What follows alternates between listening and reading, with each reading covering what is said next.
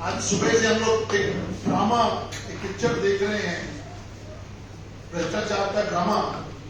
उसी को लेके आपके सामने हमारे पूर्व अध्यक्ष और सांसद भाई मनोज तिवारी जी मौजूद है। आपको सबको संबोधित करेंगे। मेरे साथी भाई हरिवर रघुवंशी जी हैं। मैं सीधा भाई मनोज जी से बात करके निवेदन करूंगा कि आप सबको संबोधित करें। सुबह से ड्रामा चल रहा है, उसके बारे में विचार रखें। मनोज, धन्यवाद हरीश जी, धन्यवाद हरीश जी, धन्यवाद हरिहर जी और मेरे मीडिया के सभी साथी। आज दिल्ली की हवा में प्रदूषण थोड़ा ज्यादा है और वो प्रदूषण में दिल्ली में अपने छल और प्रपंच से सत्ता में आए आम आदमी पार्टी के करप्शन का जहर कुछ ज्यादा दिख रहा है। हमें बहुत दुख के साथ ये कहना पड़ रहा है कि आज दिल्ली में सुबह से ही एक ड्रामा चल रहा है और वो एक ऐसे फिल्म की तरह वो ड्रामा लग रहा है जिसको सेलिब्रेशन ऑफ आम आदमी पार्टी करप्शन का नाम दिया जा सकता है। ये सेलिब्रेशन ऑफ आम आदमी पार्टी करप्शन पहली बार हमको ऐसा नजारा दिखा है जहां एक अभियुक्त नंबर, एक आरोपी नंबर 1 को एक सीबीआई कोर्ट बुला रही है, उससे पूछताछ होनी है, उसको अपने अपराध का, अपने पापों का, अपने लूट का जवाब देना है, तो वो एक बड़ी जुलूस निकाल के चलता है। वैसे तो हम लोग सुनते ही रहते हैं, एक फ्रेज भी है कि जल्दी तेरा जुलूस निकलेगा, लेकिन मैं दिल्ली में देख रहा हूं कि ये आम आदमी पार्टी के भ्रष्टाचारी खुद ही अपनी जुलूस निकाल रहे हैं। और उस जुलूस को अगर ध्यान से देखा जाए, टीवी के स्क्रीन पे देखिए, सोशल मीडिया पे देखिए, तो पूरी दिल्ली हंस रही है कि ये कैसा सेलिब्रेशन, ये कैसा जुलूस। तो हमें उसमें भविष्य की एक तस्वीर दिखाई दे रही है कि आज ये आम आदमी पार्टी जो सरकार है दिल्ली में, उसके भ्रष्टाचारी अपना जुलूस खुद निकाल रहे हैं और याद रहे कल जनता भी इनका जुलूस निकालने वाली है। हमें ये बताते हुए बहुत दुख हो रहा है कि ये अपना जुलूस निकाले, वो तो निकाले, लेकिन आज ये लगातार महापुरुषों का भी अपमान कर रहे हैं। आप देखिए, आम आदमी पार्टी सरकार के दिल्ली के एक मंत्री जो जेल में है, जिनका नाम सत्येंद्र जैन है, और एक उनके जो मंत्री हैं वो शराब घोटाले में आज सीबीआई कोर्ट में पेशी पर है। किसी के भीड़ लगाने से, किसी के जुलूस निकालने से कानून अपना काम नहीं रोकता, लेकिन इनको लगता है कि शायद हम ऐसा कर सकते हैं।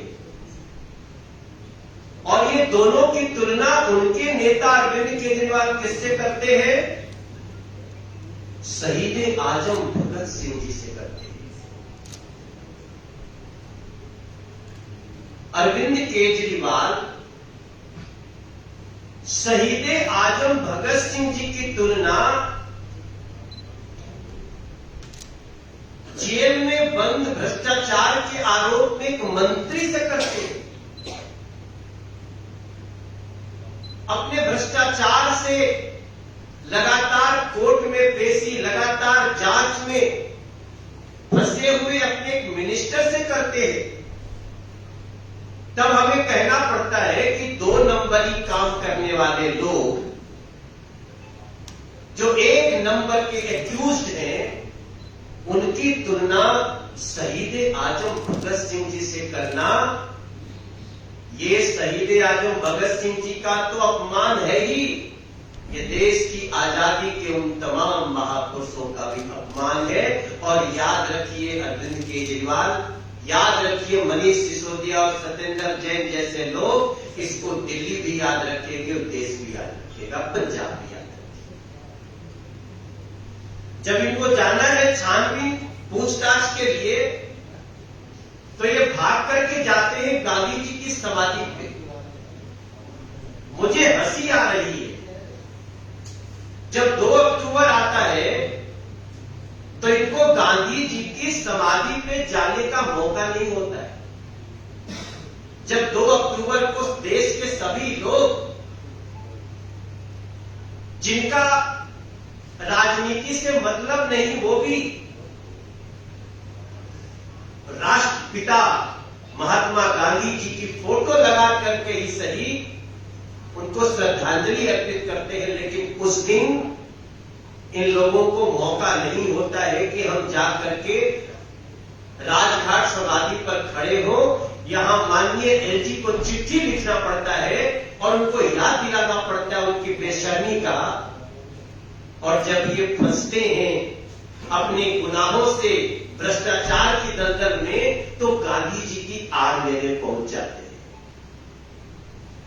इसके पीछे कितना खुफिया, कितना साजिश भरा दिमाग है, हमारे दिल्ली के लोग, हमारे देश के लोग इसको समझ सकते हैं और देख सकते हैं।